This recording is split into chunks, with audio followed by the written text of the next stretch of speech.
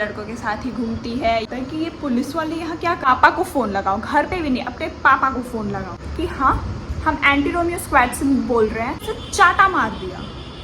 Hi guys, welcome back to my channel. My name is Mansi and today's video is about a story time.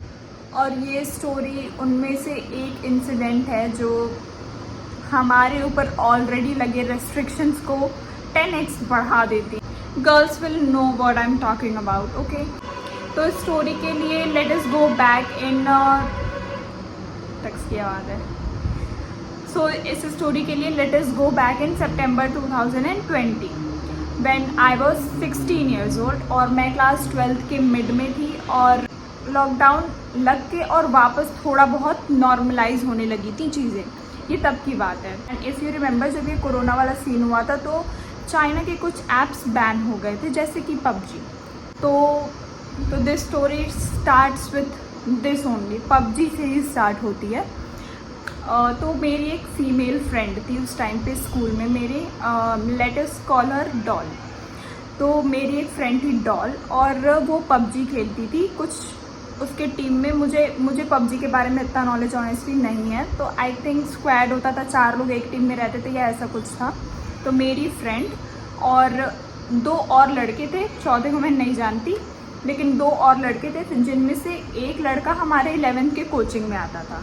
And that is all I know about him कि वो हमारे 11th के coaching में आता था और ये इसका नाम है। मुझे सिर्फ इतना पता है कि ये इसका नाम है। And I swear to God मुझे इसके अलावा उस लड़के के बारे में कुछ भी नहीं पता था। सिंस पबजी बैन था और ये पबजी लवर्स थे। और बाय द वे तो वो तीसरा लड़का इस कोचिंग वाले लड़के का फ्रेंड था और मेरी फीमेल फ्रेंड का बॉयफ्रेंड भी था। तो उस टाइम वो लड़का नहीं आया, सिर्फ ये कोचिंग वाला लड़का आया। और इन लोगों में ऑलरेडी बात हो चुकी थी कि आई डोंट एग्जैक्टली रिमेंबर, लेकिन कुछ शेयर इट था या फिर क्या था, VPN एंड ऑल, मतलब देयर वाज एन ऐप जिससे वो पबजी खेल सकते थे दोबारा से ईजीली। तो वही ऐप डॉल को चाहिए था उस कोचिंग वाले लड़के से। सो शी आस्क्ड मी, मेरे घर के बहुत पास में एक पार्क था, लाइक वहाँ पे सब लोग, सारे एज ग्रुप के लोग टहलने आते थे। और उस पार्क का कुछ ऐसा था कि मतलब पूरे सर्कल में था वो पार्क और कॉर्नर में पूरे उसके बाउंड्री पे वॉकिंग एरिया था, वहाँ सब वॉक करते थे और बीच में बैठने का एरिया था या फिर खाली एरिया था, ऐसे कह सकते हैं। तो उस पार्क में सारे एज ग्रुप के लोग आते थे। तो हम लोग उस पार्क में गए क्योंकि मेरी फ्रेंड को ऐप लेना था। I have nothing to do with that guy, my friend has nothing to do with that guy. कोई उसका रिलेशनशिप नहीं है, उससे कुछ नहीं है, उसका बॉयफ्रेंड नहीं है, कुछ नहीं है, सिर्फ उसे वो ऐप चाहिए था ताकि वो पबजी खेल सके। She was a PUBG lover. तो हम लोग वहाँ गए और आई क्लियरली रिमेंबर जो उसका पार्क का गेट था, हम लोग उस गेट से एंटर किए। फिर उसके बाद वहाँ पे एक गुड़हल का पेड़ था। ये दोनों लोग, ये मेरी फ्रेंड और वो लड़का, यहाँ पे खड़े होके वो अपना ऐप वाला जो भी फ़ोन में करना है वो कर रहे हैं। और मैं थोड़ा सा आगे चल के, यहाँ गुड़हल का पेड़ है, मैं गुड़हल के पत्ते, आई डोंट नो, मैं इतनी ऑकवर्ड हो जाती थी उस टाइम पे लड़कों के सामने। आई exactly remember this and I am not even lying. मैं गुड़हल के पेड़ में उसके पत्ते, पता नहीं क्या उसका शेप समझ रही थी कि क्या, मतलब ऐसे ही मैं कुछ कर रही थी। और जो मैंने बताया ना खाली एरिया था बीच में, तो उस खाली एरिया में कुछ लोग थे, मैक्सिमम लड़के थे और एक लड़की थी या 2 लड़कियां होंगी, मुझे इतना एग्जैक्टली नहीं याद है। तो ये लोग क्या कर रहे थे, ये लोग पूरा DSLR लेकर आए हुए थे, ये लोग भोजपुरी गाने पे वीडियो शूट कर रहे थे और हम लोग वहाँ खड़े होकर ये कर रहे थे कि ये मेरी फ्रेंड है, ऐप ले रही है और मैं यहाँ खड़े होकर गुड़हल के पत्ते गिन रही हूँ। तब तक मेन गेट से बहुत कम दूरी पे हम तीनों खड़े थे। तब तक मैं देखती हूँ कि एक बाइक है और एक स्कूटी है, जिस पे स्कूटी पे एक फ़ीमेल पुलिस वाली है और बाइक पे 2 मेल पुलिस वाले हैं। और वो आते हैं तो मैं गुड़हल के पत्ते से मेरा ध्यान जाता है कि ये पुलिस वाले यहाँ क्या करने आए हैं, शायद ये जो भोजपुरी गाने पे वीडियो बना रहे हैं इनको पकड़ने आए होंगे।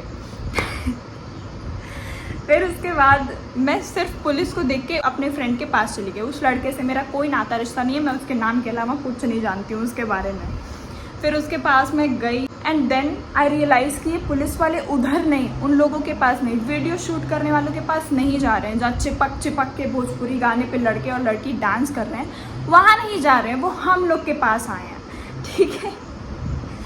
दे केम एंड स्टार्टेड टॉकिंग, यहाँ क्या कर रहे हो तुम लोग, यहाँ क्या कर रहे हो, हाँ घर पे बता के आए हो, यहाँ क्या कर रहे हो तुम लोग, कहाँ पढ़ते हो। They started asking questions like this, और हम बच्चे थे, हम डर गए पुलिस देख के कि ये क्या हो रहा है। फिर उसके बाद उन्होंने हमसे ये सब पूछा, उसके बाद दे वर लाइक अपने घर पे फ़ोन लगाओ।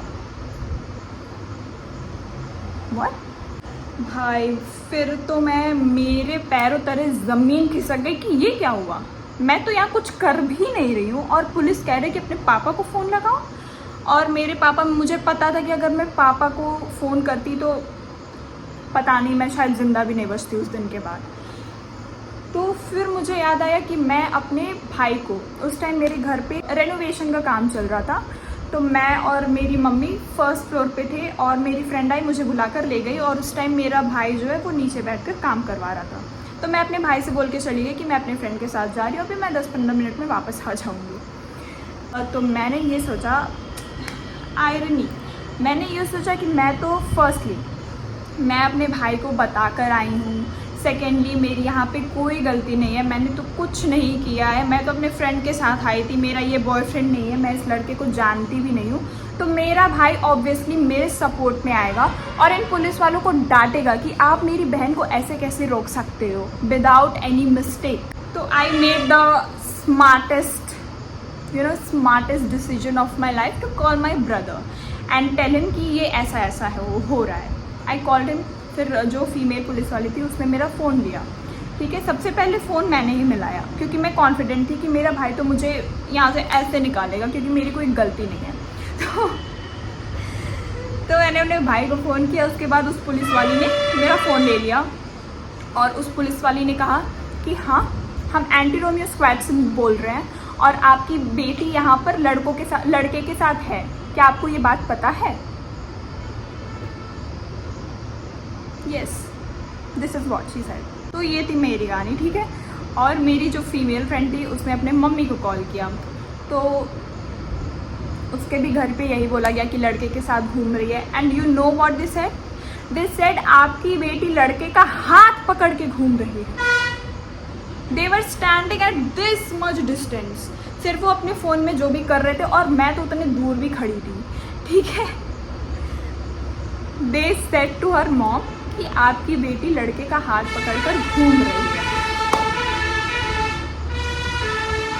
फिर ये हुआ, फिर आई लड़के की बारी और लड़का अनफॉर्चुनेटली वो वाला लड़का नहीं था कि जिसके पेरेंट्स उसके साथ रहते हैं हमेशा कि मेरा बेटा ये है वो है और अपने बेटे का साथ देंगे, क्योंकि लड़कियों के साथ तो ऑब्वियसली मैं उम्मीद नहीं करती हूँ कि पेरेंट्स ऐसी चीज़ों में साथ देते हैं। वो एटलीस्ट मेरे साथ तो ऐसा है कि मेरे पापा खुद ही मेरी ही गलती निकाल देते हैं हर चीज़ में, चाहे मैं गलत हूँ चाहे नहीं हूँ। तो इस लड़की के मम्मी को कॉल किया, ये झूठ सब कुछ बोला। फिर उसके बाद इस लड़के से उस मेल पुलिसमैन ने बात की कि अपने पापा को फ़ोन मिलाओ। तो वो लड़का भी डर गया, वो भी ऑब्वियसली छोटा था, हमारी एज का था, तो वो हड़बड़ा गया और उसने कह दिया कि इस फ़ोन में मेरे पापा का नंबर नहीं है। एंड गेस व्हाट, क्या हुआ होगा उसके बाद? उस पुलिस वाले ने उसे चाटा मार दिया। हाँ, वर्दी का इतना पावर है कि आप चलते चलते किसी को भी थप्पड़ मारते हुए निकल सकते हो। जस्टिस तो दूर की बात है, इनजस्टिस का फर्स्ट स्टेप पुलिस ने ही ले लिया। The rest is history. मैं ज़्यादा कुछ नहीं बोलना चाहूँगी, मैं सिर्फ अपनी स्टोरी बताना चाह रही हूँ। मैं भी क्या ही बोलूँ, बट उन्होंने जो किया हमारे साथ वो तो बिल्कुल ही गलत था।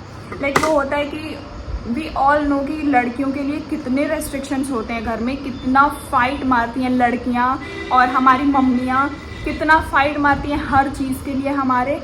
और फिर ऐसे सोसाइटी के लोग आते हैं, जैसे ये पुलिस वाला था, फिर सोसाइटी की आंटियां और दूर के जो रिलेटिव्स होते हैं घर वालों को भड़काते हैं कि आपकी बेटी तो ये कर लेगी वो कर लेगी, बाहर मत जाने दो, ये मत करने दो। मैंने उसके साथ देखा, मैंने इसके साथ देखा, और घर पे लड़की के लिए प्रॉब्लम्स क्रिएट हो जाती हैं कि ट्रस्ट इश्यूज़ अपने ही पेरेंट्स के साथ बन जाते हैं। तुम्हारे पेरेंट्स तुम्हें ट्रस्ट नहीं करेंगे, जो ताने मारेंगे वो अलग। तो हाँ, ये वैसे ही लोगों में से थे। अब मैं मेरी स्टोरी सुनाती हूँ कि उसके बाद क्या हुआ। It was a real trauma, ठीक है। मेरा भाई मुझे घर ले गया और उस दिन मेरी किस्मत में क्या बोलूँ, मेरी किस्मत कितनी अच्छी थी कि मेरे पापा उस टाइम मेरे घर पे नहीं थे, ठीक है। वरना अगेन मैं जिंदा नहीं बचती उस दिन। तो मेरे पापा उस दिन घर पे नहीं थे और मेरा भाई मुझे ले गया मम्मी के पास, मम्मी को सब कुछ बताया। तो मैंने मम्मी को बताया, मैं रोने लगी और मम्मी को बताया कि एंड मैं बता दूं कि इस दिन जो ये दिन था मेरी लाइफ का, मैं इस दिन सबसे ज़्यादा रोई होंगी। मैं इसके अलावा मुझे कोई भी दिन याद नहीं आता कि मैं इतना रोई होंगी। मतलब मैं इतना रोती ही नहीं हूँ। और आगे की स्टोरी सुनने के लिए मेरी फ्रेंड भी आ गई है। तो मेरा भाई घर ले गया, मम्मी के पास ले गया, बताया कि ये तुम्हारी लड़की कर रही है, ये हमेशा करती है, ये लड़कों के साथ ही घूमती है, ये करती है, वो करती है। ये सब हुआ और मेरा भाई बिल्कुल पीछे पड़ गया कि अब पापा को मैं फ़ोन करके बताऊंगा, अभी बताऊंगा कि ये लड़की क्या करती है। तो वो मानने को तैयार नहीं था। मेरी मम्मी उसे मना की जा रही है कि मत बताओ, पापा को मत बताओ, बहुत ज़्यादा सीन क्रिएट हो जाएगा, बहुत दिक्कत हो जाएगी इसके लिए भी, मेरे लिए भी, मत बताओ पापा को। लेकिन मेरा भाई बिल्कुल ही डिटरमाइंड था और मेरी किस्मत डबल अच्छी थी। एक तो पापा घर पे नहीं थे और दूसरा पापा फ़ोन नहीं उठा रहे थे। मम्मी उसे मना की जा रही है और मैं रोई जा रही हूँ, मेरी फ्रेंड भी रोए जा रही है। मेरी फ्रेंड जैसे उसके घर मेरे से भी ज़्यादा रेस्ट्रिक्शंस थे, उसके पापा मेरे से भी ज़्यादा स्ट्रिक्ट थे। तो वो मेरे मम्मी को बताई जा रही है कि आप लोग ऐसा क्यों करते हैं, आप लोग समझते नहीं हैं, जब हम लोग की गलती नहीं रहती है तो आप लोग को सपोर्ट करना चाहिए, लेकिन आप लोग और हम लोग के वो मतलब हम लोग के अगेंस्ट आप ही लोग हो जाते हैं, तो हम लोग औरों से क्या उम्मीद कर रही है। ये सब मेरी फ्रेंड बोल रही थी। खैर मेरी मम्मी समझ गई थी, एटलीस्ट वो पापा को तो नहीं बता रही थी। That was the big thing कि क्योंकि अगर पापा को पता लगता तो फिर तो मेरा भाई बिल्कुल पीछे पड़ गया कि मैं पापा को बता के रहूँगा। और मेरी मम्मी ने बहुत मेहनत करके मेरे भाई को कन्विंस किया कि पापा को मत बताओ। फिर उसके बाद उस दिन मैं इतना गंदा रोई हूँ। आई स्टिल रिमेंबर, मेरा सिर लग रहा था यहाँ से ये पूरा मेरा सिर फट जाएगा, ब्लास्ट हो जाएगा। मतलब उस दिन से ज़्यादा मैं कभी उससे पहले रोई थी ना उसके बाद रोई हूँ। और ये रियल में यार। फिर उसके बाद सिर दर्द के लिए मैंने डिस्प्रिन खा लिया और डिस्प्रिन से मेरी और हालत ख़राब हो गई क्योंकि डिस्प्रिन बिल्कुल सूट नहीं करता है। फिर मेरे पेट में भी प्रॉब्लम हो गई, सर में भी प्रॉब्लम हो गई, रो रहे हैं, सब कुछ है। मेरा भाई तो बिल्कुल ही मतलब जैसे होता है कि लोग फिजिकली टॉर्चर नहीं कर पाते हैं तो आपको मेंटली टॉर्चर करते हैं। मेरा भाई उसके बाद वो करने लगा, कहीं भी बैठता था रिलेटिव्स के बीच में या किसी भी बीच में तो बोल देता था, हाँ पुलिस मुझे थोड़ी ना पकड़ने आई थी, तुम्हें पकड़ने आई थी, इसीलिए ना पुलिस आती है, पुलिस करके मेरे पीछे पड़ गया था। और मेरी कोई गलती नहीं थी उस टाइम पे, इसलिए और गुस्सा लगती थी कि ऐसा मेरे साथ क्यों हुआ। ये तो थी मेरी स्टोरी। और उस लड़के का आई थिंक ऐसा कुछ सीरियस सीन नहीं हुआ था घर पे। उसने अपने भाई को, बड़े भाई को फ़ोन लगा दिया था। और जो मेरी फ्रेंड थी उसके घर क्या क्या हुआ, उसकी मम्मी को पहले तो पुलिस वालों ने फ़ोन लगाया, पुलिस वालों ने बोल दिया था, पता है पुलिस वाले उसके घर क्या बोले थे मम्मी से, कि आपकी बेटी लड़के का हाथ पकड़ के घूम रही है पार्क में। एकदम वार्डन की तरह, बिल्कुल वार्डन। तो उसकी मम्मी ने क्या किया था, उसके पापा को बता दिया था। उसका भी एक बड़ा भाई है, उसको भी बता दिया था। तो उसके लिए बहुत बड़ी प्रॉब्लम्स क्रिएट हो गई थी। वो मेरे से बताती थी, रोती रहती थी, मेरे को टेक्स्ट करती थी कि मैं सुसाइड नोट लिख रही हूँ, मुझे मर जाना है, मुझे नहीं रहना है। और हाँ, वो लिख के भेजी भी थी, हमको सही में लिख ली थी, एकदम ट्रॉमेटाइज हो गई। तो उसके पापा पता है क्या किए थे, उसके फ़ोन में जितने लड़कों का नंबर था, अब मान लो क्लास के लड़के हैं, उनको कोई आइडिया नहीं है क्या हो रहा है क्या नहीं, क्लास के लड़के को कॉल करके कि गाली दे रहे हैं उसके पापा। क्लास के लड़कों को कॉल करके गाली दे रहे थे उसके पापा। और आज के बाद फ़ोन मत करना, मैसेज मत करना, ये वो। और सारे लड़कों को ऐसे किया। अब और ऐसा भी नहीं था कि दोबारा स्कूल हमें कभी जाना नहीं था, हमारा 12th कंप्लीट नहीं हुआ था। वो लड़के क्या सोचते क्या नहीं, उस टाइम तो ऐसा बहुत फ़र्क पड़ता है इन चीज़ों का। तो उसके घर ज़्यादा बुरा हो गया था और मेरे घर सिर्फ इतनी गनीमत थी कि मेरे पापा को नहीं पता चला था। और ये भी वीडियो देख के मुझे पता है कि मेरे जो रिलेटिव्स होंगे या जो भी होगा वो देखकर कुछ उल्टा ही बोलेगा, कुछ अच्छा तो नहीं बोलने वाला है। लेकिन अब ये कि I have learn to manage all these things, मुझे इतना फ़र्क नहीं पड़ता है। I am happy with what I am doing. और उस टाइम तो बहुत फ़र्क पड़ता था। लड़कियों को समझ आ ही रहा होगा कि what I am trying to say. तो गाइज ऐसे ही लोग होते हैं, घर पे लड़कियों को अलग लड़ना पड़ता है, फिर ऐसे लोगों से अलग लड़ना पड़ता है। और ऐसा करके मतलब ये पुलिस वालों ने क्या ही किया, मतलब बर्बादी तो किया। मतलब ऐसा करके पुलिस वालों ने एक ट्रस्ट इशू ही खड़ा किया मेरे बीच, मेरे भाई के बीच। फिर और सबसे पहली बात तो मेरे भाई को ये बात समझनी चाहिए थी, जो कि मैंने सोचा था कि मेरा भाई समझेगा, लेकिन मेरा भाई बिल्कुल ही उल्टा समझ गया। और लेकिन मेरी मम्मी समझ गई। So that's it for this video. If you watched till here, thank you so much for watching my video. Please like, comment and subscribe to my channel. Bye.